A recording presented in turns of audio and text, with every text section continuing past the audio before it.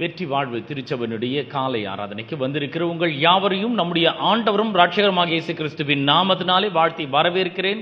இணையதளத்தின் மூலமாக எங்களோடு கூட இணைந்திருக்கிற உங்களையும் கூட ஆண்டவரும் இரட்சகருமாகிய இயேசுவின் நாமத்தினாலே வாழ்த்தி வரவேற்கிறேன். இந்த ஆராதனைக்கு ஆரம்பமாக நம் கண்களை மூடி தலைகளை தாழ்த்தி கர்த்தரை நோக்கி பார்ப்போம். எங்கள் அன்பின் பிதாவே, உம்முடைய குமாரனாகிய இயேசு கிறிஸ்துவின் நாமத்திலே உம்மண்டை நாங்கள் வருகிறோம். இந்த அற்புதமான மன மகிழ்ச்சியின் நாளுக்காக உமக்கு நன்றி செலுத்துகிறோம். எங்கள் தேவாதி தேவன், கர்த்தாதி கர்த்தர், நீர் நல்லவரும் நன்மை செய்கிறவருமாய் இருக்கிறீர். அதற்காக உமக்கு நன்றி செலுத்துகிறோம். ஆண்டவர், இந்த அருமையான ஓய்வு நாள் காலை வேளைக்காக உமக்கு நன்றி செலுத்துகிறோம். எங்கள் மத்தியில் இருக்கிற உடைய வல்லமையான பிரசன்னத்துக்காக உமக்கு நன்றி செலுத்துகிறோம். எங்கள் மத்தியில் இருக்கிற உடைய பரிசுத்த ஆவியானவருக்காக உமக்கு நன்றி செலுத்துகிறோம். எங்கே 2-3 பேர் உம்முடைய நாமத்தினாலே கூடி வருகிறார்களோ அங்கே அவர்கள் மத்தியிலே நான் வாசமாய் இருக்கிறேன், பிரசன்னராய் இருக்கிறேன் என்று சொன்ன தேவன், இதோ எங்கள் மத்தியிலே நீர் பிரசன்னராய் இருக்கிறதற்காக உமக்கு நன்றி செலுத்துகிறோம். இந்த ஆராதனை உம்முடைய வல்லமையான கரத்திலே ஒப்பு கொடுக்கிறோம். பாடுகிறவர்களையும் இசைக்கிறவர்களையும் வாசிக்கிறவர்களையும் உம்முடைய பலத்த கரத்துக்குள்ளாக நாங்கள் ஒப்பு கொடுக்கிறோம். ஆண்டவரே, அவர்களை அளவில்லாமல் அபிஷேகித்திருக்கிறதற்காக உமக்கு நன்றி செலுத்துகிறோம். கர்த்தருடைய வார்த்தையை பிரசங்கிக்கிற தாசன் மீது உம்முடைய பலமான அபிஷேகம் தங்கியிருக்கட்டும் என்று ஜெபிக்கிறேன். ஆண்டவரே, இன்றைக்கு நாங்கள் கேட்க போகும் சத்தியங்கள் அவருடைய வாழ்க்கையில என்னென்றைக்குமான மாற்றத்தை அது ஏற்படுத்தட்டும் என்று ஜெபிக்கிறேன். ஆண்டவரே, ஒவ்வொருவரையும் நீர் ஆசீர்வதிப்பீராக. இந்த ஆராதனை முழுவதும் உடைய பிரசன்னத்தினால் நிரப்புவீராக, வல்லமையினால் நிரப்புவீராக, மகிமையினால் நிரப்புவீராக. இயற்கைக்கு அப்பாற்பட்ட அற்புதங்களை நீர் செய்கிற கிருபைகளுக்காக உமக்கு நன்றி செலுத்துகிறோம். தொடர்ந்து எங்கள் மத்தியிலே வல்லமையான விதத்தில் அசைவாடுவீராங்க. துதி கன மகிமை எல்லாவற்றும் ஒருவருக்கே நாங்கள் செலுத்துகிறோம். இயேசுவின் விலையேற பெற்ற நாமத்தில் ஜெபிக்கிறோம் பிதாவே, ஆமென்.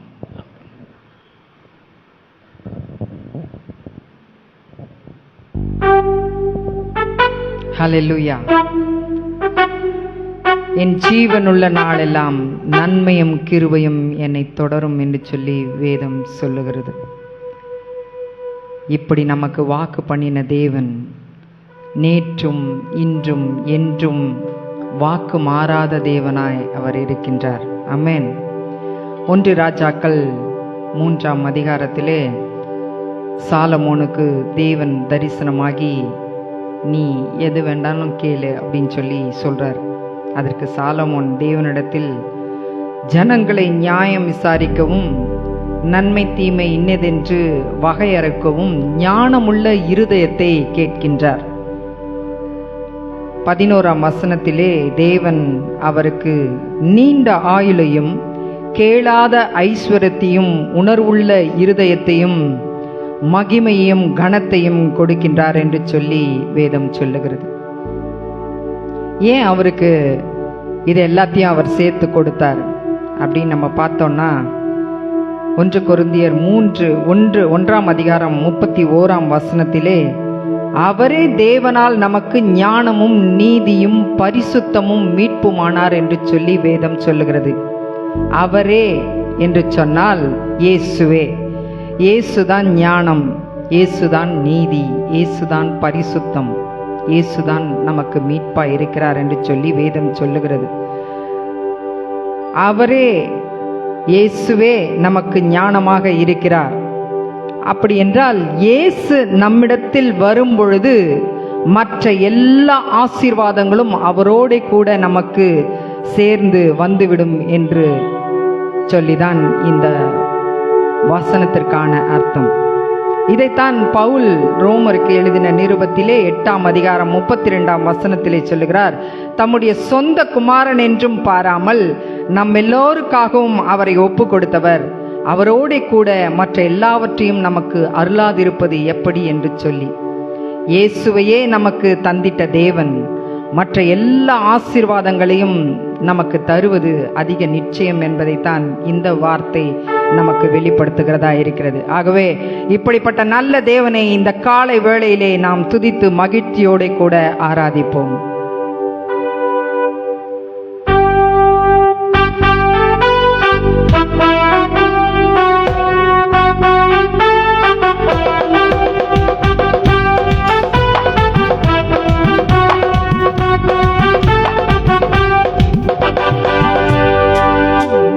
நன்மையும் கிருபையும் தொடர்ந்து வரும் ஜீவனுள்ள நாளெல்லாம் வாக்கு பண்ண நல்ல தேவா வாழ்த்தியே வணங்கிடுவே. வாக்கு பண்ண நல்ல தேவா வாழ்த்தியே வணங்கிடுவே. நேற்றும் இன்றுமே என்றென்றுமாய் வாக்கு மாறாதவரே.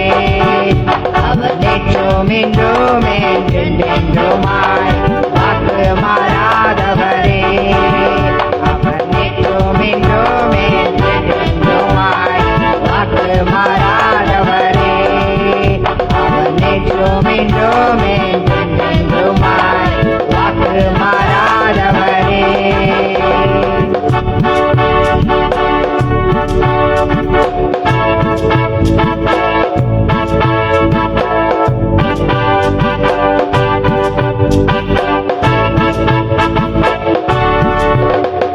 கேளாத ஐஸ்வர்யமும் மகிமையும் தந்தவரே.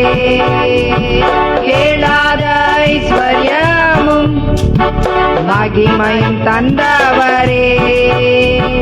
கேடகமாய் என்னை காத்து கொண்டீர் கர்த்தாவே உம்மை புகழ்வே.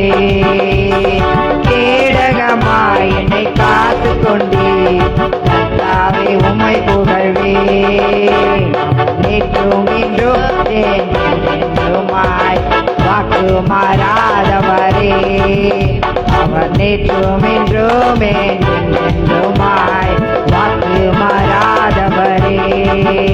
அவர் நேற்றும் இன்றும் என்றென்றுமாய் வாக்கு மாறாதவரே.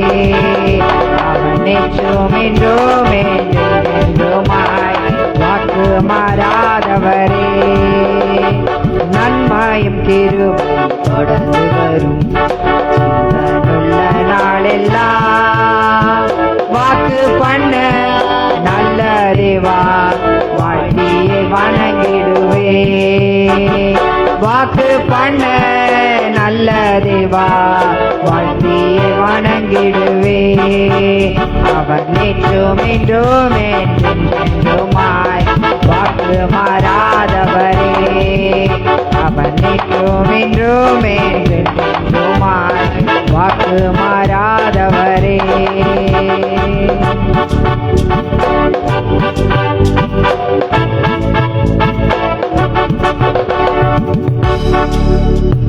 தடைகளை தகர்த்து போட்டு கோணலை செவ்வையாக்கினி.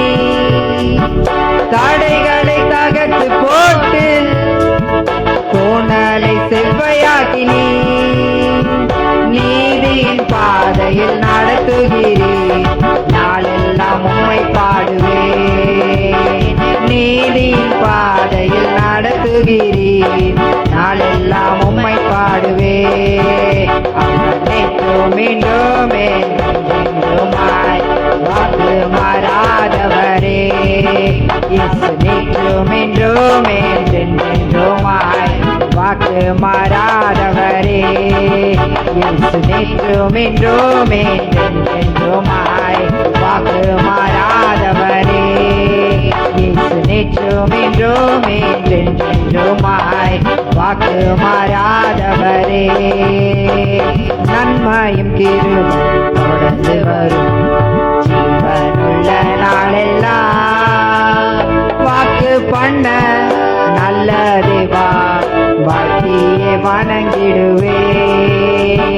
வாக்கு பண்ண நல்ல தேவா வாழ்த்தியே வணங்கிடுவே.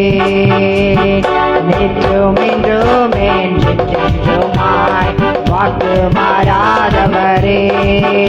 அவர் நேற்றும் இன்றும் என்றென்றுமாய் வாக்கு மாறாதவரே. இயேசு நேற்றும் இன்றும் என்றென்றுமாய் வாக்கு மாறாதவரே. இயேசு நேற்றும் இன்றும் என்றென்றுமாய் வாக்கு மாறாதவரே. ஹல்லேலூயா. கரங்களை தட்டி தேவனுக்கு மகிமையை செலுத்துவோம். நம்மை பெயர் சொல்லி அழைத்த தேவன், அவர் நம்மை தம்முடைய உள்ளங்கரங்களில் வரைந்து வைத்திருக்கிறார். நம்மை கரம் பிடித்து நடத்தி செல்லுகிறவர் அவர். நம்மை உருவாக்கின தேவன், நம்மை உயர்த்துகிற தேவன். ஒன்றுமே இல்லாத போது அவருடைய கிருபையை நமக்கு தந்து நம்மை உயர்த்தி வெற்றியோடு வாழச் செய்த தேவன் அவர். ஹல்லேலூயா. நம்முடைய வாழ்க்கை ஒன்றுமில்லாத வனாந்திரமாக காணப்பட்ட போது அவருடைய கிருபையினாலே அதை வற்றாத நீரூற்றை போல மாற்றினார் நம்முடைய வாழ்க்கை. இதற்கு நாம் என்ன செய்ய வேண்டும் என்றால், நம்முடைய வாழ்நாள் முழுவதும் அவரை துதித்து அவருடைய வழியிலே நாம் நடக்க வேண்டும். ஹல்லேலூயா. அதுதான் நாம் அவருக்கு கொடுக்கக்கூடிய ஒரு நன்றியாய் இருக்கின்றது. தொடர்ந்து நாம் தேவனை ஆராதிப்போம்.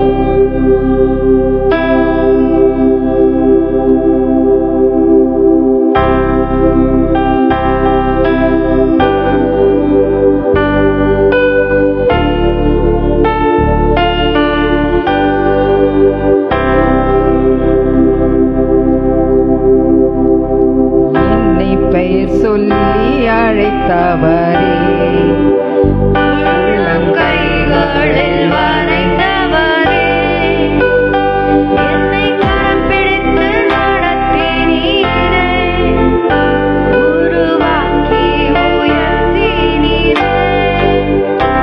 என்னை பெயர் சொல்லி அழைத்தவரே, உள்ளங்கைகளில் வரைந்தவரே, என்னை கரம் பிடித்து நடத்தினீரே, உருவாக்கி உயர்த்தினீரே. ஒன்றும் இல்லாத எனக்கு உம் கிருபை தந்து வெற்றியை காணச் செய்தீர். ஒன்றும் இல்லாத எனக்கு உம் கிருபை தந்து வெற்றியை காணச் செய்தீர். என்னை பெயர் சொல்லி அழைத்தவரே, உள்ளங்கைகளில் வரைந்தவரே, என்னை கரம் பிடித்து நடத்தினீரே, உருவாக்கி உயர்த்தினீரே.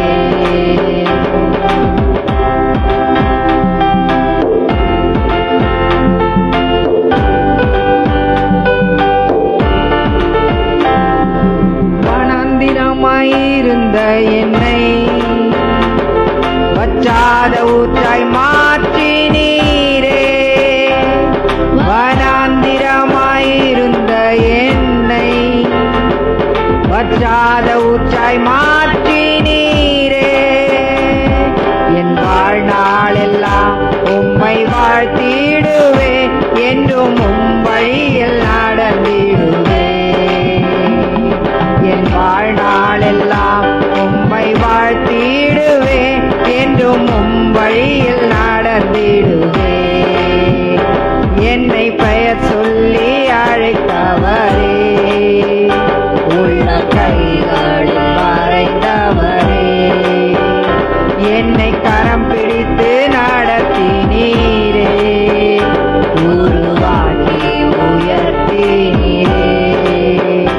ஒன்றும் இல்லாத எனக்கு உம் கிருபை தந்து வெற்றியை காணச் செய்தீர். ஒன்றும் இல்லாத எனக்கு உம் கிருபை தந்து வெற்றியை காணச் செய்தீர். என்னை பெயர் சொல்லி அழைத்தவரே, உள்ளங்கைகளில் வரைந்தவரே, என்னை கரம் பிடித்து நடத்தினீரே, உருவாக்கி உயர்த்தினீரே.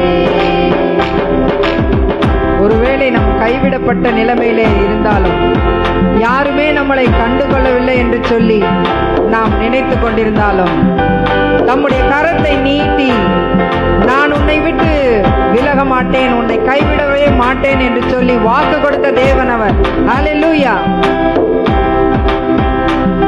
கைவிடப்பட்டு இருந்த என்னை உம் கரத்தால் நடத்தினீரே, கைவிடப்பட்டு இருந்த என்னை உம் கரத்தால் நடத்தினீரே.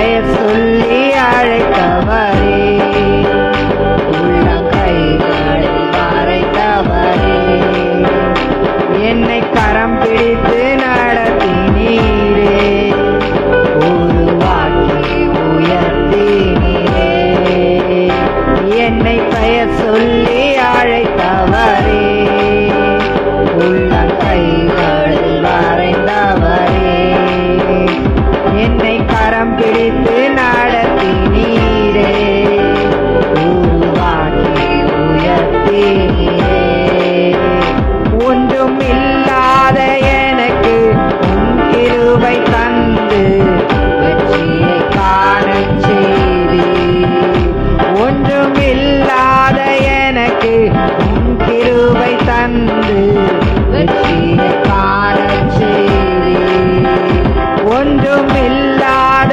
எனக்கு உம் கிருபை தந்து வெற்றியை காணச் செய்தீர், ஒன்றும் இல்லாத எனக்கு உம் கிருபை தந்து வெற்றியை காணச் செய்தீர். ஆமென். ஹல்லேலூயா. ஒன்றுமே இல்லாத நமக்கு அவருடைய கிருபை மகா பெரியது. ஒவ்வொரு நாளும் அவருடைய கிருபை புதியதாக இருக்கிறது. அப்படிப்பட்ட கிருபையை அவர் கொடுத்து நம்முடைய வாழ்க்கையிலே ஒவ்வொரு நாளும் வெற்றி காணச் செய்கிற தேவன். ஹல்லேலூயா. நம் அனைவரும் எழுந்து நின்று தேவனை ஆராதிப்போம். எத்தனையோ நேரங்களில் பல சூழ்நிலைகளின் மத்தியிலே எனக்கு யாருமே இல்லையே என்று சொல்லி கலங்கின நேரங்களிலே அவர் கரம் நம்மை நடத்துகிறதை நம்மால் நன்றாக உணர முடியும். பயங்கரமான சூழ்நிலைகளின் மத்தியிலே, பயத்தின் மத்தியிலே, இருளின் மத்தியிலே, நாம் கலங்கி போன வேளையிலே அவர் கரம் நம்மை வழி நடத்தும். மரண இருளின் பள்ளத்தாக்கிலே நடந்த போதும், பாதாள குழியில் நாம் வீழ்ந்த போதும், பாவ சேற்றினிலே நாம் உழன்ற போதும் அவருடைய கரம் நம்மை தாங்கியதை நம்மால் நன்றாக உணர முடியும். எல்லா சூழ்நிலைகளின் மத்தியிலும் நம்மை உடைத்து உருவாக்கியவர் அவர், நம்மை சிட்சித்து சீர்படுத்தியவர் அவர், நம்மை புடமிட்டு புதிதாக்கின தேவன் அவர். அவரை போற்றி துதிப்போம்.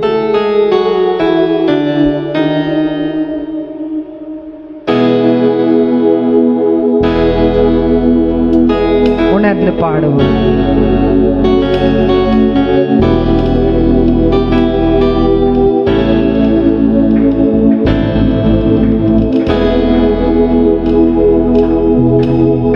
யாருண்டு கலங்கின நேரத்திலும் கரம் என்னை நடத்தியதே, எனக்கு யாருண்டு கலங்கின நேரத்திலும் கரம் என்னை நடத்தியதே, யாருண்டு கலங்கின நேரத்திலும் கரம் என்னை நடத்தியதே,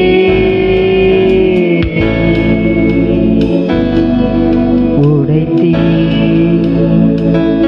உருவாக்கினீ சிட்சித்தீ சீர்படுத்தினீ புடமிட்டீ புதிதாக்கினீ பிரியாதிருந்தீ, எனக்கு யாருண்டு கலங்கின நேரத்தில் கரம் என்னை நடத்தியதே,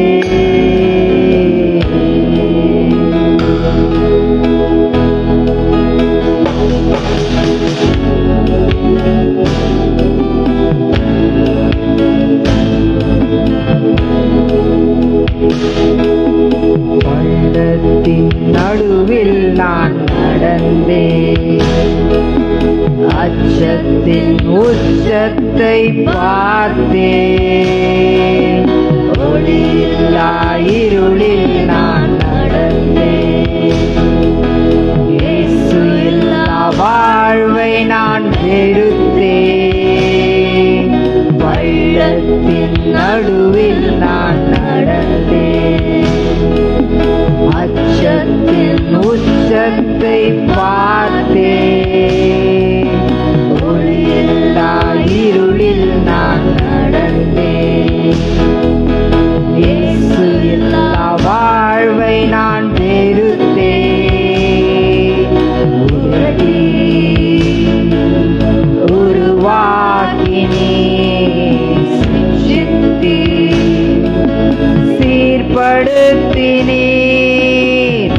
புடமிட்டு புதிதாக்கினே பிரியாதிருந்தீ யாருண்டு கலங்கின நேரத்தில் கரம் என்னை நடத்தியதே யாருண்டு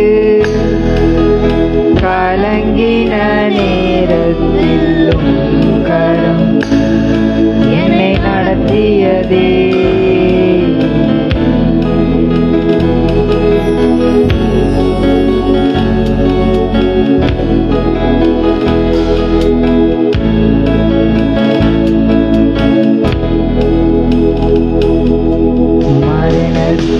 விளிம்பில் நான் இருந்தேன் பாதாள குழியில் நான் கிடந்தேன் பாவத்தின் பாரத்தை சுமந்தேன் இயேசு இல்லா வாழ்வை நான் வெறுத்தேன் மரணத்தின் விளிம்பில் நான் இருந்தேன் பாதாள குழியில் நான் கிடந்தேன் பாவத்தின் பாரத்தை சுமந்தேன் இயேசு இல்லா வாழ்வை நான் வெறுத்தேன்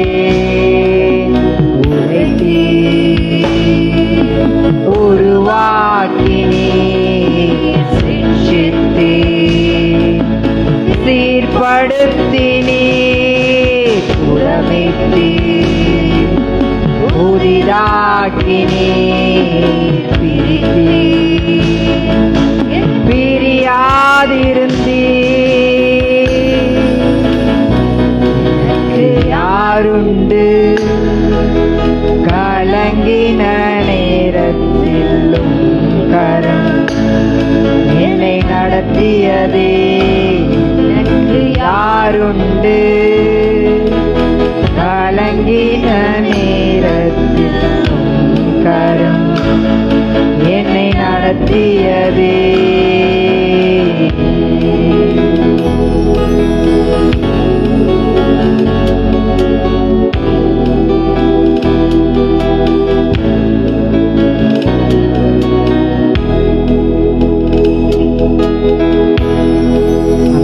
நம்மை கரம் பிடித்து நடத்துகிற தேவன், காலமெல்லாம் நம்மை சுமக்கிற தேவன், நம் கண்ணீரை துடைக்கிற தேவன், நம்முடைய காயங்களெல்லாம் ஆற்றுகிற தேவன். அவர் நல்லவர். அவர் நமக்கு நன்மை செய்கிற தேவனாயிருக்கிறார். அவர் நம்மை காண்கிற தேவனாயிருக்கிறார். நம்மை காக்கிற தேவனாயிருக்கிறார். அவர் இருந்தவரும் இருக்கிறவரும் வரப்போகிறவருமாய் இருக்கிறார். வருடங்களை நன்மையினால் முடிசூட்டி மகிழ்கிற தேவனாய் அவர் இருக்கிறார். அவரை நாம் துதித்து பாடுவோம்.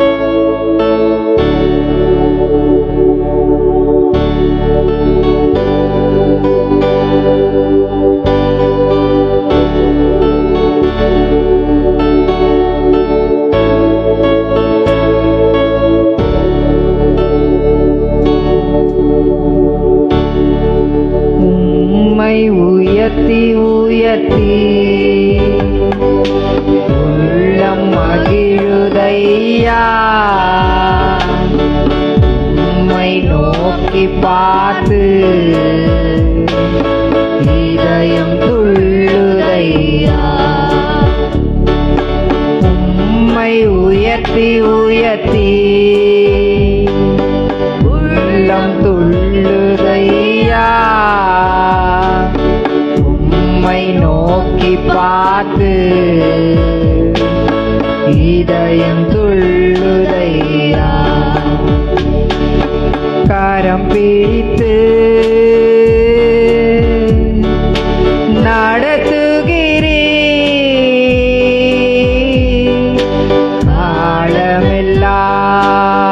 காலமெல்லாம் சுமக்கின்றே.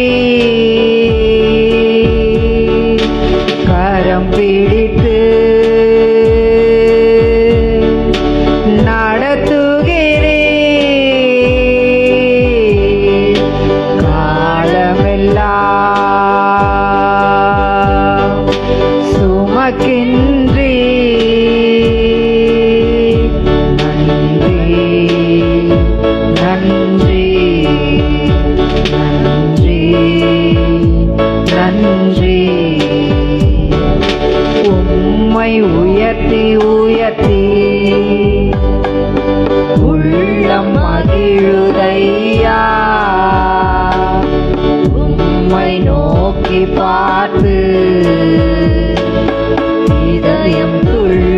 துள்ளுதையா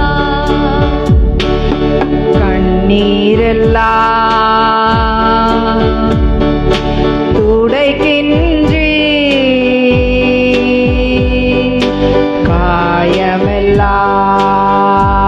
காயமெல்லாம் ஆற்றுகிறே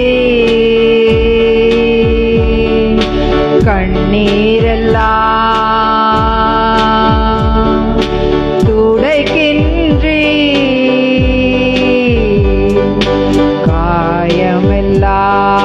காயமெல்லாம் ஆற்றுகிறே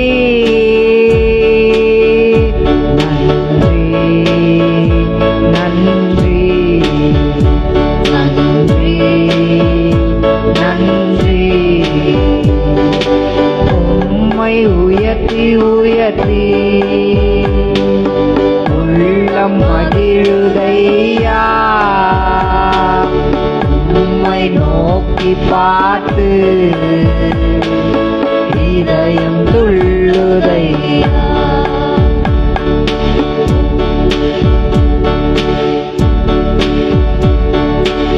நல்லவரே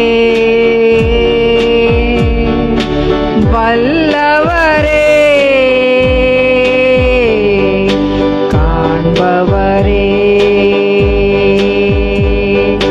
காப்பவரே நல்லவரே வல்லவரே காண்பவரே என்னை காப்பவரே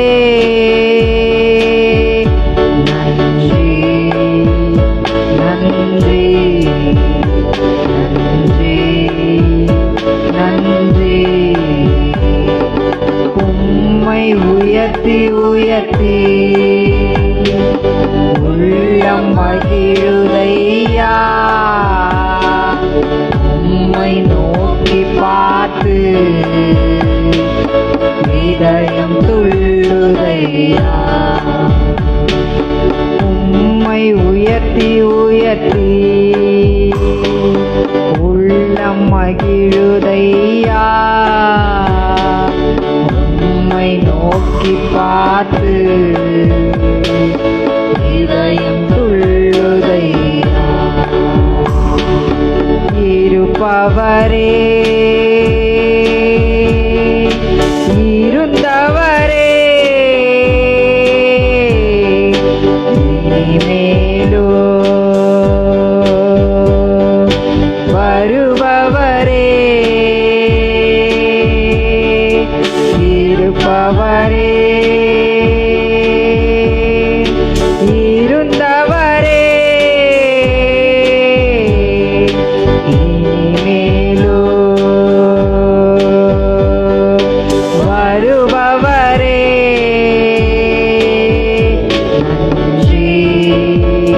நன்றி நன்றி நன்றி உம்மை உயர்த்தி உயர்த்தி உள்ளம் மகிழுதையா உம்மை நோக்கி பார்த்து இதயம் துள்ளுதையா உம்மை உயர்த்தி உயர்த்தி உள்ளம் மகிழுதையா உம்மை நோக்கி பார்த்து இதயம் துள்ளுதையா உம்மை உயர்த்தி உயர்த்தி உள்ளம் மகிழுதையா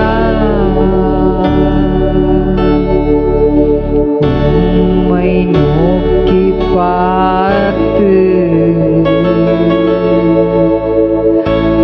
இதயம் துள்ளுதையா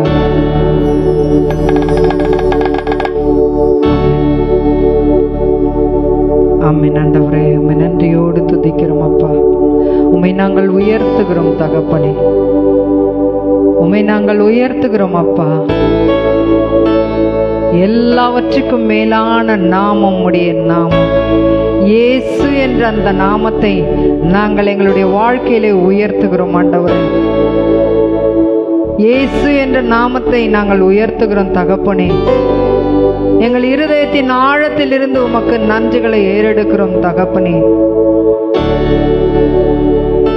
அப்பா, நாங்கள் கலங்கி நின்ற வேளையில எங்களுக்கு யாருமே இல்லையே என்று சொல்லி நாங்கள் கலங்கி போன நேரங்களிலே உம்முடைய கரத்தை நீட்டி நான் இருக்கிறேன் என்று சொல்லி, நான் உன்னை விட்டு விலக மாட்டேன், உன்னை கைவிடவே மாட்டேன் என்று சொல்லி, அப்பா நீர் எங்களுக்கு வாக்கு கொடுத்து அந்த வாக்கை நிறைவேற்றின தேவனாய் இந்நாள் வரை நீர் எங்களை கரம் பிடித்து நடத்தி வருகிறீரே, அதற்காக உமக்கு நாங்கள் நன்றி செலுத்துகிறோம் தகப்பனே.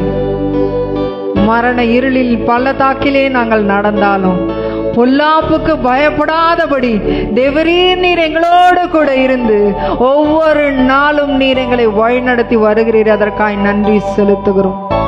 நன்றியோடுமை துதிக்கிறோம் அப்பா. நீர் எங்களை பெயர் சொல்லி அழைத்த தேவனாய் இருக்கிறீர், எங்களை கரம் பிடித்து நடத்துகிற தேவனாய் இருக்கிறீர், எங்களை காண்கிற தேவனாய் இருக்கிறீர், எங்களை காக்கிற தேவனாய் நீர் இருக்கிறீர். அப்பா உமக்கு ஸ்தோத்திரம். நன்றி செலுத்துகிறோம், நன்றி செலுத்துகிறோம், நன்றி செலுத்துகிறோம் ஆண்டவரே. அப்பா எங்கள் இருதயங்களை ஆண்டவரே உம்முடைய துதியினால் நிறைத்ததற்காய் நன்றி செலுத்துகிறோம். உமக்கு நன்றி ஆண்டவரே. தேவரீர் நீர் இந்த இடத்திலே அசைவாடி கொண்டிருக்கிறபடியால் உம்மை நன்றியோடு துதிக்கிறோம். இந்த ஆராதனை வேளையிலே பரிசுத்த ஆவியானவர் நீர் எங்கள் மத்தியிலே அசைவாடினபடியால் உம்மை நன்றியோடு துதிக்கிறோம் அப்பா, ஸ்தோத்தரிக்கிறோம் ராஜா. வந்திருக்கிற ஒவ்வொருவரையும் நீர் ஆசீர்வதிப்பீராக. கர்த்தாவே, வார்த்தையின் வேளையை உம்முடைய கரங்களிலே ஒப்பு கொடுக்கிறோம். வார்த்தையை பேசுகிற தாசனை மறைத்து ஆவியானவர் நீர் வெளிப்படுவீராக. வாயிலிருந்து புறப்படுகிற ஒவ்வொரு வார்த்தைகளும் அபிஷேகிக்கப்பட்ட வார்த்தைகளாய், வல்லமையுள்ள வார்த்தைகளாய் புறப்படட்டும். கர்த்தாவே, நீர் அதற்கு உதவி செய்யும்படியா நாங்கள் ஜெபிக்கிறோம் தகப்பனே. உமக்கு ஸ்தோத்திரம். இந்த வார்த்தைகள் வந்திருக்கிற ஒவ்வொருவருக்கும் ஔஷதமாய் இருக்கட்டும் என்று சொல்லி இயேசுவின் நாமத்தில் நாங்கள் ஜெபிக்கிறோம். மீதியான வேலையை நீர் பொறுப்படுத்திக் கொள்வீராக. துதி, கன, மகிமை, மேன்மை யாவற்றையும் ஒருவருக்கே செலுத்துகிறோம். இயேசுவின் மூலம் ஜெபிக்கிறோம் நல்ல பிதாவே. ஆமென்.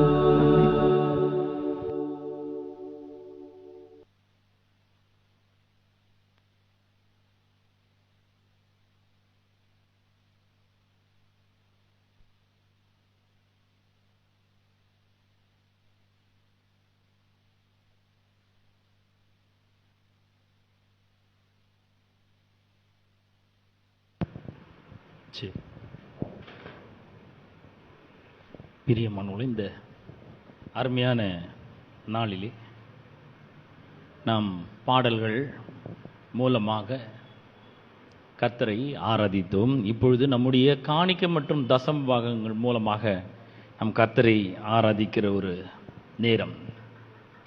ஆதியாகமம் 8ஆம் அதிகாரம் 22ஆம் வசனத்தை உங்களுக்காக நான் வாசிக்கிறேன். ஆதியாகமம் 8ஆம் அதிகாரம் 22ஆம் வசனத்தை வாசிக்கிறேன். பூமி உள்ள நாளளவும் விதைப்பும் அறுப்பும் சீதளமும் உஷ்ணமும் கோடை காலமும் மாரி காலமும் பகலும் இரவும் ஒழிவது இல்லை என்று தம்முடைய உள்ளத்தில் சொன்னார். பிரியமானவர்களே, தேவன் நாம குறைவிலும் தாழ்ச்சியிலும் வறுமையிலும் தரித்திரத்திலும் இல்லாமலும் ஏழ்மையிலும் பற்றாக்குறையிலும் வாழும்படியாக தேவன் நம்மை உண்டாக்கவில்லை. மாறாக நாம் நிறைவிலும் ஏராளத்திலும் தாராளத்திலும் நிரம்பி வழிகிற ஒரு வாழ்க்கையும் புரண்டு ஓடுகிற ஒரு வாழ்க்கையிலும் நாம் வாழ வேண்டும். செழிப்பாக நாம் வாழ வேண்டும், ஆசீர்வாதமாக வாழ வேண்டும் என்றுதான் தேவன் மனிதனை உண்டாக்கினார்.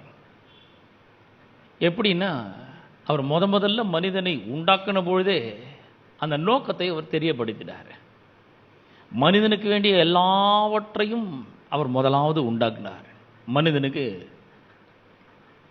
அவன் உயிர் வாழ்வதற்கு என்னெல்லாம் வேணும்? இந்த பூமி வேணும், முக்கியமான ஒரு பிளானட் எர்த்து. அது ரொம்ப முக்கியமானது. பூமி இருந்தால் தான் மனிதன் வாழ முடியும். அது மட்டும் இல்லை, வெறும் பூமி மட்டும் இல்லை, ஆகாய விரிவு வேணும். அதில் வெறும் ஆகாய விரிவு மட்டும் இருந்தால் போதாது. சூரியன் இருக்கணும், சந்திரன் இருக்கணும், நட்சத்திரங்களும், பல கோள்கள் இருக்கணும். இந்த பூமி வெறுமையாக இருந்தால் மட்டும் போதாது. அதில் பல வகையான ஆசீர்வாதங்கள் இருக்க வேண்டும். நிலக்கரி இருக்கணும், பெட்ரோல் இருக்கணும், தங்கம் இருக்கணும், மரம் செடி கொடிகள்லாம் இருக்க வேண்டும், கனித்தரும் விருட்சங்கள் இருக்க வேண்டும், பறவைகள் இருக்க வேண்டும் அவன் பார்த்து மகிழ்வதற்கு. அது மாத்திரமல்ல, மிருக ஜீவன்கள் இருக்க வேண்டும். இந்த பூமியை சகலவிதமான நன்மைகளினாலும் அவர் நிரப்புகிறார். ஆறுகள், குளங்கள், ஏரிகள், நதிகள், சமுத்திரங்கள், நீர்வீழ்ச்சிகள், அருமையும் இனிமையுமான பொருள்களால் இந்த பூமியை கர்த்தர் நிரப்புகிறார். மனிதனுக்கு தேவையான எல்லாவற்றையும் அவர் உண்டாக்கிட்டு கடைசியில் மனிதனை உண்டாக்குகிறார். ஏன்னா மனிதனை இந்த பேரின்பம் நிறைந்த இடத்திலே அவன் வாழ வேண்டும். ஒவ்வொரு நாளும் அவன் மகிழ்ச்சியும் சந்தோஷத்தையும் அனுபவிக்க வேண்டும், சமாதானத்தையும் நிம்மதியும் அவன் அனுபவிக்க வேண்டும். அவன் கஷ்டத்திலும் கண்ணீரிலும் துன்பத்திலும் துக்கத்திலும் துயரத்திலும் வருத்தத்திலும் வாழ வேண்டும் என்ற விருப்பம் தேவனுக்கு இல்லவே இல்லை. அப்ப முதலாவது நாம் நம்முடைய வாழ்க்கையையும் தேவனுடைய நோக்கத்தையும் ஒன்றை வச்சு பார்க்கணும். கடவுள் இந்த மாதிரி ஒரு நோக்கத்துக்காக என்ன உண்டாக்கி இருக்கிறாரு, ஆனால் என் வாழ்க்கை என்ன மாதிரி இருக்கு, இது ரெண்டுத்தையும் கம்பேர் பண்ணி பார்க்கணும். இப்படி வாடுறதுக்காக தான் கடவுள் என்ன உண்டாக்குனாரா? இல்லவே இல்லை. நம்ம நிறைவில் வாழணும், ஆசீர்வாதத்தில் வாழ வேண்டும், ஏராளத்தில் தாராளத்தில் வாழ வேண்டும். இதுக்கு என்ன பண்ணி இருக்கிறாருன்னா, ஒரு நல்ல ஏற்பாடை தேவன் செய்து வைத்திருக்கிறார். ஒரு அருமையான ஏற்பாடை செஞ்சு வச்சிட்டார். எல்லா நன்மையினாலும் நிரப்பி பேரின்பத்தை இந்த உலகத்தில் வச்சு அவனை கொண்டு வந்து அந்த ஏதேன் தோட்டத்தில் வச்சார். ஆனால் வாழ்க்கை அவனுக்கு அப்படியே போல. அவன் பாவம் செய்ததின் விளைவாக அந்த தோட்டத்திலிருந்து அவன் விரட்டி அடிக்கப்பட்டான். மறுபடியும் அந்த பேரின்பம் நிறைந்த இடத்துக்குள்ள அவனால் நுழைய முடியவில்லை. ஆனால் தேவன் அவன் அப்படியே விட்டல. அவன் மறுபடியும் அந்த பேரின்ப வாழ்க்கை அனுபவிப்பதற்கு தேவன் ஒரு முன்னேற்பாடை செய்து வைத்தார். அந்த முன்னேற்பாடினுடைய பேர் தான் மீட்பு. இந்த மீட்பினுடைய திட்டங்களில் ஒன்று தான் விதைப்பும் அறுப்பும் என்கிற ஒரு பிரமாணம், the law of sowing and reaping. உலகம் முழுக்க அவர் உண்டாக்கின உலகம் முழுக்க இப்போ நோவாவினுடைய வெள்ளத்தினால அழிஞ்சு போயிடுச்சு. இப்போ பூமி முதல்ல இருந்த கண்டிஷனுக்கே வந்துடுச்சு. எல்லாரும் மரித்து போய்விட்டார்கள். நோவாவின் குடும்பத்தில் 8 பேர் மாத்திரம்தான் பேழையில் தப்பித்து கொண்டார்கள். இப்போ இந்த ஜனங்களை கடவுள் ஆசீர்வதித்து உயர்த்தணும். எப்படி அவர் அதை செய்ய போறாருன்னா, அவனுக்கு ஒரு புது ஒரு மெத்தடை இன்ட்ரடியூஸ் பண்ணுறாரு. என்ன மெத்தட் அப்படின்னு சொன்னால், விதைப்பும் அறுப்பும் என்கிற ஒரு பிரமாணம். இந்த பிரமாணத்தை அவனுக்கு இன்ட்ரடியூஸ் பண்ணுறாரு.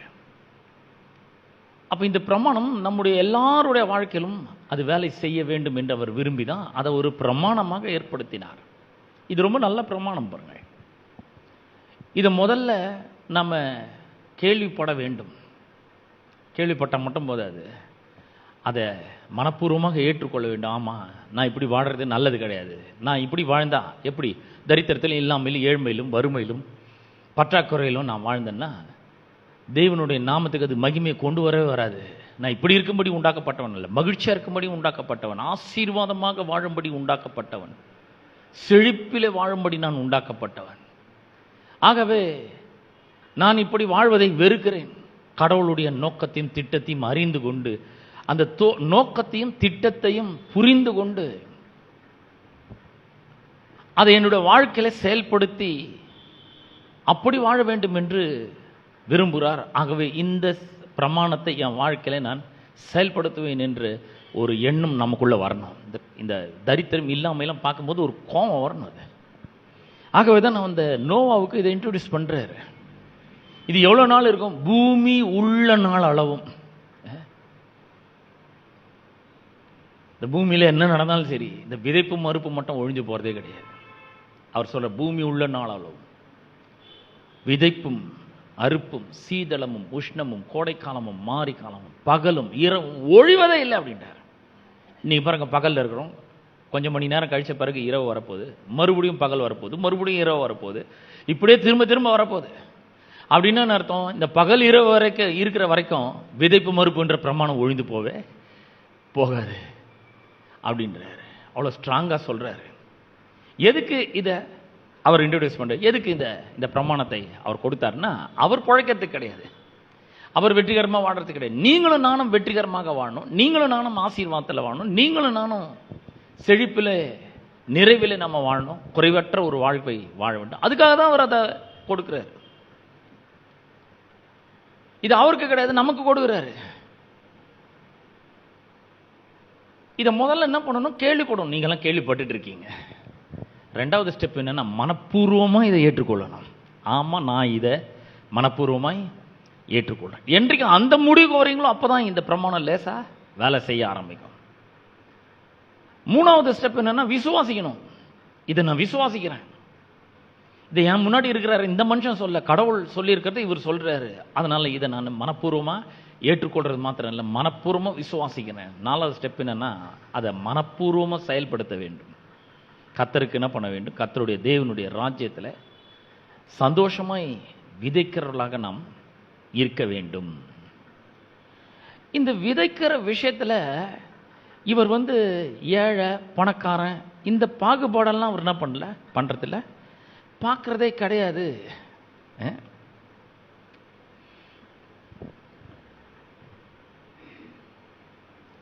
ஏழையா இருந்தாலும் என்ன பண்றாரு? அவர்களை கொடுக்க சொல்றாரு. பணக்காரர்களாக இருந்தாலும் அவர்களையும் கொடுக்க சொல்றாரு. ஏன்னா ஏழை பணக்காரன் ரெண்டு பேருக்குமே இந்த விதைப்பு மறுப்பு மூலமாக தான் ஒரு பெரிய ஆசீர்வாதம் என்பதை அவர் உணர்த்தும்படியாக அப்படி சொல்லுகிறார். இப்போ ஒரு வசனத்தை வாசிப்பார். மார்க் 12ஆம் அதிகாரம் 41ஆம் வசனத்தை வாசிக்கிறேன். மார்க் 12:41 வாசிக்கிறேன். இயேசு காணிக்கை பெட்டிக்கு எதிராக உட்கார்ந்து ஜனங்கள் காணிக்கை பெட்டியில் பணம் போடுகிறதை பார்த்து கொண்டிருந்தார். இங்கே ஒரு காணிக்கை பெட்டி வைக்கிறோம், நான் எதிர்க்கே சேர் போட்டு உட்காந்துக்கிறேன். இப்போ நீங்கள்லாம் காணிக்கை எட்டுன்னு போடும்போது நான் எட்டி எவ்வளோ போடுறேன்னு பார்த்தா எப்படி இருக்கும்? நம்மளுக்கு எம்பாரசிங்காக இருக்கும்ல. ஆனால் ஏசு அதை பண்ணுற பார்த்து கொண்டு இருக்கிறார். ஐஸ்வர்யவான்கள் அநேகர் அதிகமாய் போட்டார்கள். அதிகமாக போடுறாங்க. நீங்கள் நம்ம கூட சபையில் காணிக்க போடுறோம் அப்படின்னா 500 ரூபாய் நோட்டு வருதுன்னு வச்சுக்கோங்க, அப்படியே வச்சு போடுவோம். ஆனால் நம்மக்கிட்ட இருக்கிறது 50 ரூபா அப்படின்னா அதை உள்ளே மறைச்சி போடுவோம். அது மாதிரி அநேக பணக்காரர்கள் என்ன பண்ணுறாங்கன்னா, கட்டுக்கட்டாக கொண்டு வந்து காணிக்கைகள் என்ன பண்ணுறாங்க, காணிக்கை பையில் போடுறாங்க.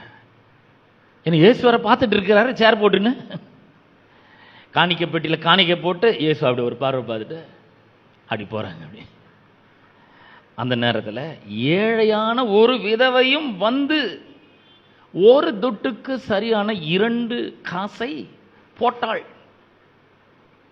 காணிக்கை பெட்டியில் ஏற்கனவே ஏகப்பட்ட பணம் இருக்குது, கட்டுக்கட்டாக இருக்குது. ஒரு அம்மா ஏழை, இந்த அம்மா காணிக்கை எடுத்துட்டு வராங்க. இந்த அம்மாவுக்கு இதை எப்படி கொடுக்குறதுன்னே தெரியல. ஆனால் அந்த அம்மாவுக்கு ஒரு பெரிய ஒரு சந்தோஷம், என் கையில் இதாவது இருக்குது, கடவுளுக்கு நான் கொடுக்க போகிறேன், இதை சந்தோஷமாக கொடுக்க போகிறேன்னு சொல்லிட்டு ஒரு துட்டுக்கு சரியான 2 காசை கொண்டு வந்து அந்த காசை காணிக்கை பெட்டியிலே போட்டாள். கட்டுக்கட்டாக போடும்போது வாயை மூடிட்டே இருந்தார்.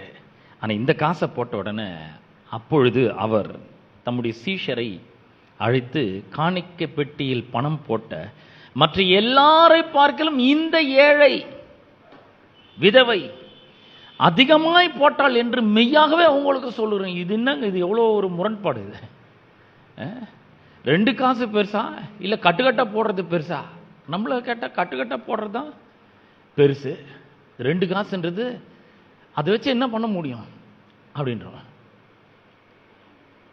இன்னைக்கு நீங்கள் போய் இந்த தர்மம் கேட்கிறவர்கள் இடத்துல 1 ரூபா கொடுத்து பாருங்க, அவன் வாங்கவே மாட்டான். ஏங்க ஏதாவது சாப்பாட்டுக்கு பாட்டு வாங்கி கொடுங்க, பசி எடுக்குது. டீ குடிக்கிறதுக்காவது ஒரு 20 ரூபா கொடுங்கன்றாங்க. இவர் சொல்றாரு, இந்த அம்மா தான் நிறைய போட்டாங்கன்னு நான் உங்களுக்கு சொல்றேன். என்ன இது, சீஷர்களுக்கெல்லாம் ஒரே ஆச்சரியம், என்ன இவ்வளோ பேர் போட்டிருக்காங்க. நம்ம சர்ச்சுக்கு கவர்னர் வந்திருக்கிறாரு, அவர் கட்டுக்கட்டாக போட்டிருக்கிறாரு. அப்புறம் பெரிய ராஜா கிட்ட வேலை செய்கிற அந்த மந்திரி வந்திருக்கிறாரு, அவர் ஒரு பண்டல் கொண்டு வந்து போட்டுக்கிறாரு. இதெல்லாம் இவருக்கு தெரியலையா? இந்தம்மா போட்டது ரொம்ப அதிகம்னு மெய்யாக சொல்கிறேன்னு வேற சொல்கிறாரு அப்படின்னு எல்லாம் திருன்னு முழிக்கிறாங்க. அப்புறம் அது மேலே ஒரு காமெண்ட்டை சொல்கிறாரு, ஒரு குறிப்பை சொல்லுகிறார். 44ஆம் வசனம், அவர்கள் எல்லாரும் தங்கள் பரிபூர்ணத்திலிருந்து எடுத்து போட்டார்கள். இவ்வளோ தன் வறுமையிலிருந்து தமது ஜீவனத்துக்கு உண்டாயிருந்தது எல்லாம் போட்டு விட்டாள்.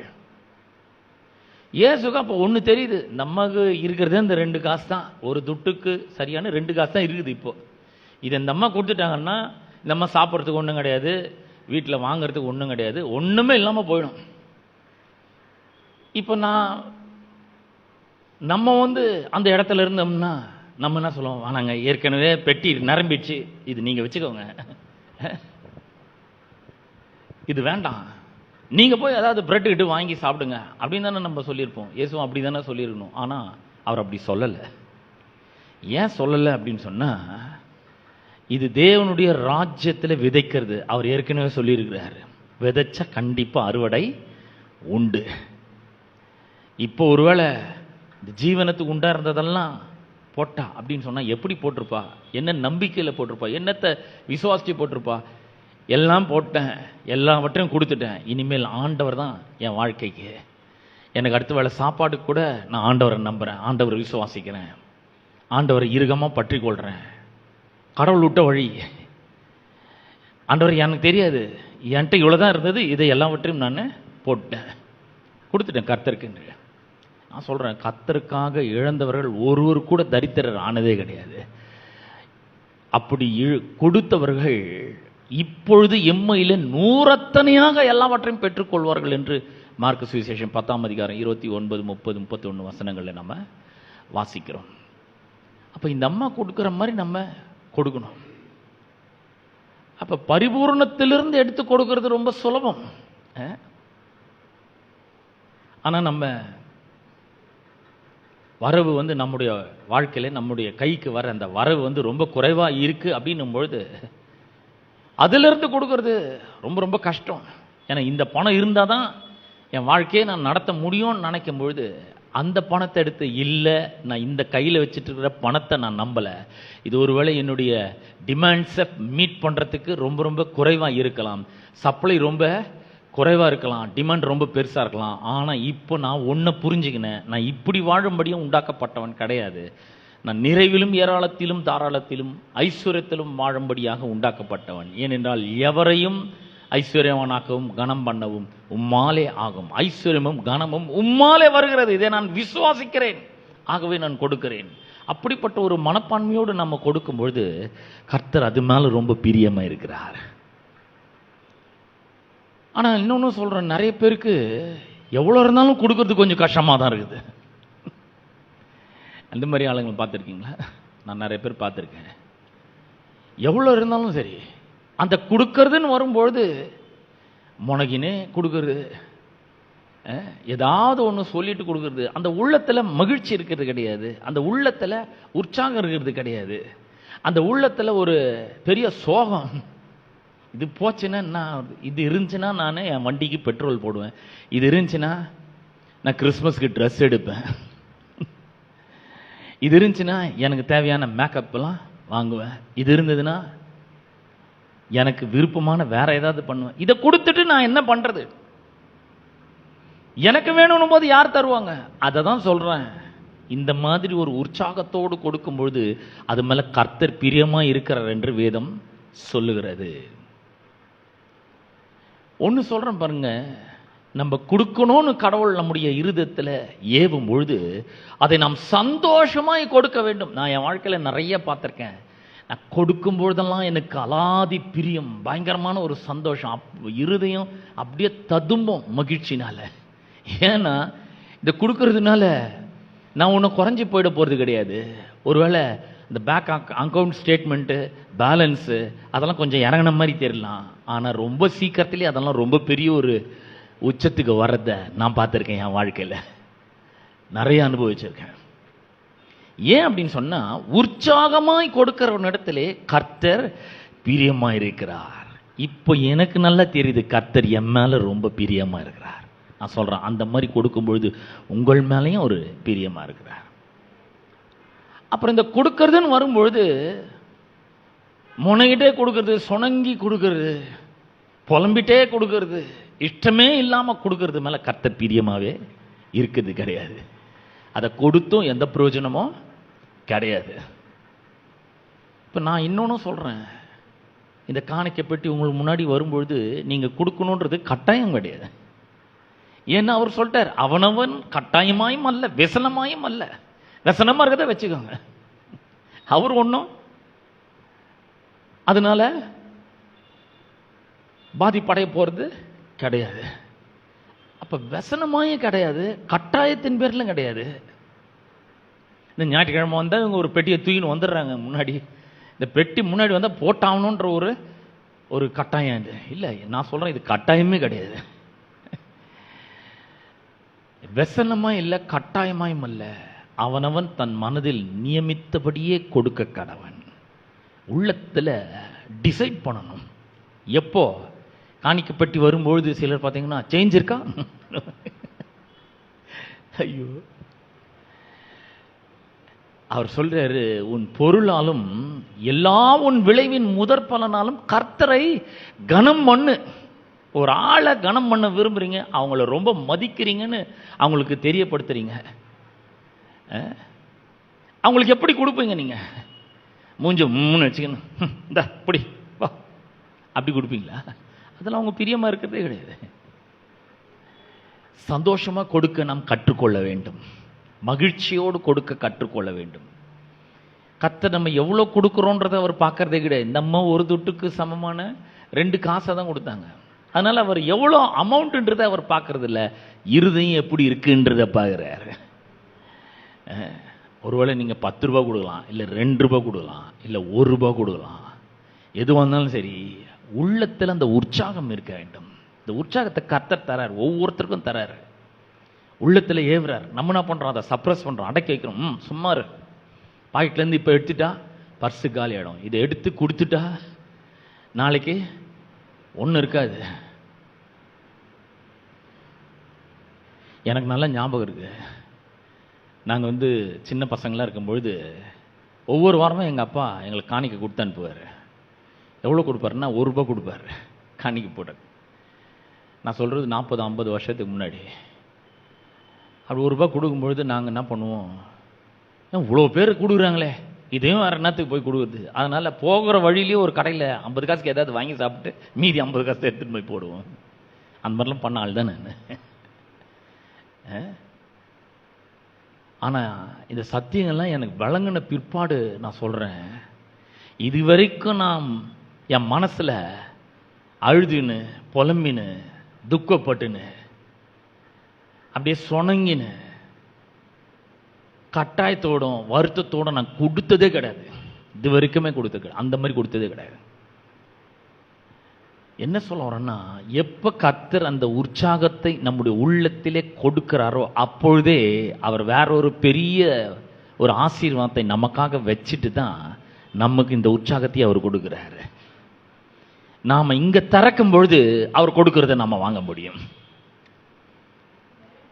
அப்ப ஏழை பணக்காரன் யாரா இருந்தாலும் சரி, அவங்கள கொடுன்றாரு, கொடுக்க சொல்றாரு. நீங்க ஒருவேளை இன்னைக்கு ஏழையா இருக்கலாம், கர்த்தருக்கு நீங்க இன்னைக்கு கொடுக்கலாம். ஆனா என்னைக்கும் நீங்க ஏழையாவே இருக்கிறதே கிடையாது. நமக்கு ஜீவனத்துக்கு வச்சிருந்த எல்லாத்தையும் கொடுத்துட்டான்னு சொல்றாங்க பாருங்க. அடுத்த வேளை சாப்பாடு யார் கொடுத்துருப்பாங்க? கர்த்தர் கொடுத்துருப்பாரு, நான் விசுவாசிக்கிறேன். அந்த அம்மா அதுக்கப்புறம் பணத்துக்கு குறைவே இல்லாமல் வாழ்ந்திருப்பார்கள். நான் சொல்றேன், உங்களுக்கும் அப்படிப்பட்ட ஒரு ஆசீர்வாதத்தை கர்த்தர் வைத்து இருக்கிறார். அப்ப எப்படி கொடுக்கணும்னா, எவ்வளவு கொடுக்கணும்னு நான் சொல்லல, நீங்க எவ்வளவோ கொடுங்க. ஆனா கொடுக்கறத உற்சாகமாய் கொடுக்க வேண்டும், மனப்பூர்வமாய் கொடுக்க வேண்டும், சந்தோஷமாய் கொடுக்க வேண்டும். மனதில் தீர்மானம் பண்ணும், ஒவ்வொரு முறையும் தீர்மானம் பண்ணும். கர்த்தருக்கு கொடுக்கறதுன்னு வரும்பொழுது இதை வச்சு நான் கடவுளை கனம் பண்றேன், இது மூலமா நான் கர்த்தருக்கு மரியாதை செலுத்துகிறேன். அவருக்கு என்னுடைய காணிக்கையை படைக்கிறேன். இந்த காணிக்கை மூலமாய் அவரை நான் ஆராதிக்கிறேன். Giving is an act of worship. காணிக்கை மூலமா ஆராதிக்கிறோம் கடவுளை. அது மாதிரி நம்ம கொடுக்க பழக வேண்டும். நான் இந்த சபைக்கு சொல்றேன், இந்த சபையில் இருக்கிற ஒவ்வொருத்தரையும் அவர் செல்வந்தர்களாக்குவதற்கு திட்டங்களை வைத்திருக்கிறார். அப்படிதான் ஆக்கிட்டு வர்றாரு.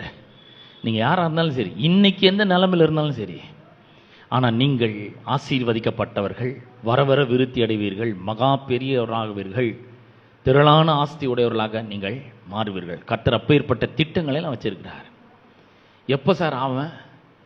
எப்போ சந்தோஷமா கொடுக்க ஆரம்பிக்கிறீங்களோ அப்போதான் உங்களுடைய அந்த ப்ராஸ்பரிட்டி ஜேர்னியை ஆரம்பிக்கிறது. எப்போ மகிழ்ச்சியா கொடுக்குறீங்களோ அப்போதான் அந்த செழிப்பின் வாழ்க்கையினுடைய பிரயாணம் ஆரம்பிக்கிறது உங்களுக்கு. ஈசாக்கு பாருங்க, அந்த தேசத்துல விதை விதைத்தான் என்று சொல்லப்பட்டிருக்கிறது. எங்க பஞ்ச தேசத்துல. ஆதியாகமம் 26ஆம் அதிகாரம் 1ஆம் வசனம் சொல்கிறது, ஆபிரகாமின் நாட்களில் உண்டான பஞ்சத்தை பார்க்கலும் மிகவும் கொடிதான ஒரு பஞ்சம் அந்த தேசத்தில் ஏற்பட்டது. ஈசாக்கு இருக்கிறாங்க, கொடிய பஞ்சம். ஏற்கனவே அவங்க அப்பா காலத்தில் ஒரு பஞ்சம் வந்தது, இப்ப புது பஞ்சம், ரொம்ப கொடிய பஞ்சம். எல்லாரும் மூட்டை முச்செல்லாம் கட்டின்னு போறாங்க கேராருக்கு. ஈசாக்கும் மூட்டை முச்செல்லாம் கட்டான். கர்த்தர் பார்த்து சொல்றாரு, இந்த மழைனால நீ பழைக்க போறது கிடையாது. நீ வேற ஊருக்கு போனாலும் அங்கேயும் பழைக்க போறதில்ல, என்னால தான் நீ பழைக்க போற. நான் கொடுக்குற ஆசீர்வாதம் தான் உன்னை பெரிய ஆளாக்கும். நீ இங்கே இரு, நான் உன் கூட இருக்கிறேன், உன்னை ஆசீர்வதிக்கிறேன்னு சொல்றேன். ஈசாக்கு என்ன பண்றான்? ஆதியாகமம் 26:12 சொல்லப்பட்டிருக்கிறது, ஈசாக்கு அந்த தேசத்தில் விதை விதைத்தான். கர்த்தர் அவனை ஆசீர்வதித்ததினால் அந்த வருஷத்தில் 100 மடங்கு பலனை அடைந்தான். மழை பெஞ்சதுனால கிடையாது. ஹலோ, மழை பெஞ்சி பயிர் நனைஞ்சி பயிரெல்லாம் விளைஞ்சி அறுப்பு வர்றது இயற்கையா நடக்கிறது. But God has blessed Isaac supernaturally. God has increased Isaac supernaturally. He blessed him supernaturally. இயற்கைக்கு அப்பாற்பட்ட விதத்தில் அவர் ஆசீர்வதிக்கிறார், வழக்கமான விதத்தில் கிடையாது. வழக்கமான என்ன பண்ணுவோம்? 8 மணிக்கு வேலைக்கு போகிறோம், 5 மணிக்கு திரும்ப வரோம், கொஞ்ச நேரம் டிவி பார்க்குறோம், கொஞ்ச நேரம் மொபைல் பார்க்குறோம், கொஞ்ச நேரம் எதையாவது படிக்கிறோம், அப்புறம் படுத்து தூங்கிடுறோம், மறுபடியும் காலையில் எழுந்து வேலைக்கு போடணும் கடகடன்னு. இதுதான் இயற்கையாக நடக்குது. மாசான சம்பளம் கொடுக்குறாங்க, அதில் எல்லாம் வாடகை அது இதெல்லாம் கட்டிட்டு 10ஆம் தேதிக்குள்ளே ரொம்ப பணமே இல்லாத போய் அப்படி தான் வாழ்க்கை போகுது நமக்கு. ஆனால் இவர் எப்படி ஆசீர்வதிக்கிறாருன்னா, இயற்கைக்கு அப்பாற்பட்டதில் supernaturally he blessed Isaac. என்ன நடந்தது தெரியுங்களா? வேத வசனம் சொல்கிறது, the man got richer and richer by the day until he become very wealthy. இவன் மாபெரும் செல்வந்தனாகும் வரைக்கும் நாளுக்கு நாள் அவன் பெருகிக் கொண்டே வந்தான்.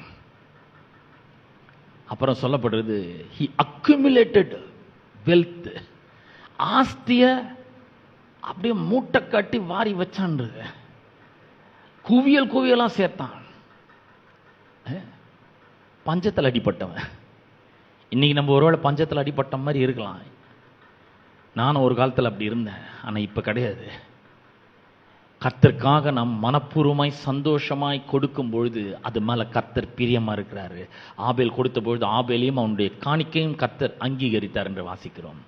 அப்போ நான் சொல்கிறேன், உங்களையும் கர்த்தர் அப்படிப்பட்ட ஒரு ஆசீர்வாதத்தினால் நிரப்ப வல்லமை உள்ளவராக இருக்கிறார். எப்படி கொடுக்கணும்? வசனமாக இல்லை, கட்டாயமாக இல்லை, முனகினே இல்லை, மனப்பூர்வமாய் கொடுக்க வேண்டும், சந்தோஷமாய் கொடுக்க வேண்டும். அதில் தான் பிரியமாக இருக்கிறார்.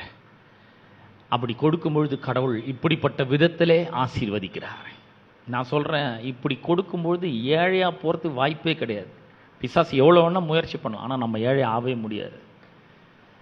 ஆமென். எத்தனை பேர் விசுவாசிக்கிறீர்கள்? விசுவாசத்தோடு நாம் கொடுக்க போகிறோம். காணிக்கை தசமங்களை நம் கரங்களில் எடுத்துக்கொள்வோம். கர்த்தருக்கு நீராக அதை உயர்த்துவோம். கர்த்தருடைய வார்த்தையை அறிக்கை செய்து நாம் கொடுப்போம். நம்ம எல்லாரும் சேர்ந்து சொல்லுவோம். அன்பின் பிதாவே, உம்முடைய குமாரனாகிய இயேசுவின் நாமத்திலே உம்மண்டை நான் வருகிறேன். உம்முடைய சத்தியத்தை நான் கேட்டேன். நான் செழிப்பாய் ஆசீர்வாதமாய் வாழும்படியாக உண்டாக்கப்பட்டவன். எந்த பஞ்சமும் என்னை ஜெயிக்க முடியாது. எல்லா பஞ்சத்தையும் நான் ஜெயிக்க முடியும். அப்பேற்பட்ட ஆசீர்வாதத்தை என் தலையின் மேலே நீர் வைத்திருக்கிறதுக்காக உமக்கு நன்றி செலுத்துகிறேன். இந்த விதைப்பும் அறுப்பும் என்கிற பிரமாணத்தை நான் விசுவாசிக்கிறேன். நான் ஆசீர்வதிக்கும்படி, என்னை ஆசீர்வதிக்கும்படி இந்த பிரமாணத்தை நீர் எனக்காக தந்திருக்கிறதுக்காக ஸ்தோத்திரம். இதை கேள்விப்பட்டேன், மனப்பூர்வமாய் ஏற்றுக்கொள்கிறேன், இருதயபூர்வமாய் விசுவாசிக்கிறேன், அதை செயலிலே நான் காண்பிக்கிறேன்.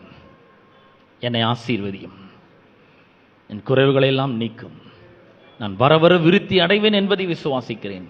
இயேசுவின் நாமத்திலே கொடுக்கிறேன். ஆமென்.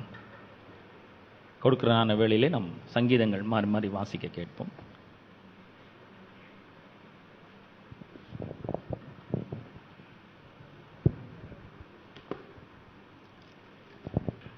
நாம் அனைவரும் எழுந்து நின்று சங்கீதம் மாறி மாறி வாசிப்போம். வாசிக்கும்படி தெரிந்து கொள்ளப்பட்ட சங்கீதம் சங்கீதம் 121. சங்கீதம் 121. எனக்கு ஒத்தாசை வரும் பர்வதங்களுக்கு நேராக என் கண்களை ஏறெடுக்கிறேன். வானத்தையும் பூமியையும் உண்டாக்கின கர்த்தரிடத்திலிருந்து எனக்கு ஒத்தாசை வரும். உன் காலை தள்ளாட ஒட்டார், உன்னை காக்கிறவர் உறங்கார். இதோ இஸ்ரவேலை காக்கிறவர் உறங்குவதும் இல்லை, தூங்குகிறதும் இல்லை. கர்த்தர் உன்னை காக்கிறவர், கர்த்தர் உன் வலது பக்கத்திலே உனக்கு நிழலாய் இருக்கிறார். பகலிலே வெயிலாகிலும் இரவிலே நிலவாகிலும் உன்னை சேதப்படுத்துவதில்லை. கர்த்தர் உன்னை எல்லா தீங்குக்கும் விலக்கி காப்பார், அவர் உன் ஆத்துமாவை காப்பார். நாம் அனைவரும் சேர்ந்து வாசிப்போம். கர்த்தர் உன் போக்கையும் உன் வரத்தையும் இது முதற்கொண்டு என்றென்றைக்கும் காப்பார். வாசிக்க கொடுக்கப்பட்ட வேத பாடம் வாசித்து முடிந்தாயிற்று. தேவனே உமக்கு மகிமை உண்டாவதாக. ஆமேன். நம் அனைவரும் உட்காருவோம். சபையின் அறிவிப்புகள். ஒவ்வொரு ஞாயிற்றுக்கிழமையும் காலை ஆராதனை காலை 8:30 மணி முதல் 10:30 மணி வரை நடைபெறும். ஒவ்வொரு வெள்ளிக்கிழமையும் மாலை 7 மணி முதல் 8 மணி வரை பரிந்து பேசும் ஜெபம் நடைபெறும். ஒவ்வொரு மாதமும் 1ஆம் தேதி காலை 5:30 மணி முதல் 6:30 மணி வரை வாக்குத்தத்த ஆராதனை நம்முடைய சபையிலே நடைபெறும். 2வது ஞாயிற்றுக்கிழமைகளிலே திருவிருந்து ஆராதனை நடைபெறும். ஒவ்வொரு மாதமும் 2ஆம் சனிக்கிழமைகளிலே 7 மணி முதல் 8 மணி வரை வாலிபர் கூட்டம் நடைபெறும். ஒவ்வொரு மாதமும் 3ஆம் சனிக்கிழமைகளிலே காலை 10:30 மணி முதல் 12 மணி வரை மகளிர் கூட்டம் நடைபெறும். ஒவ்வொரு மாதமும் 4வது சனிக்கிழமை அல்லது 5வது சனிக்கிழமைகளிலே மாலை 6:30 மணி முதல் 8:30 மணி வரை துதி ஆராதனை நம்முடைய சபையிலே நடைபெறும். புதன்கிழமைகளிலே நம்முடைய சபையிலே ஆராதனை 7 மணி முதல் ஆரம்பமாகும்.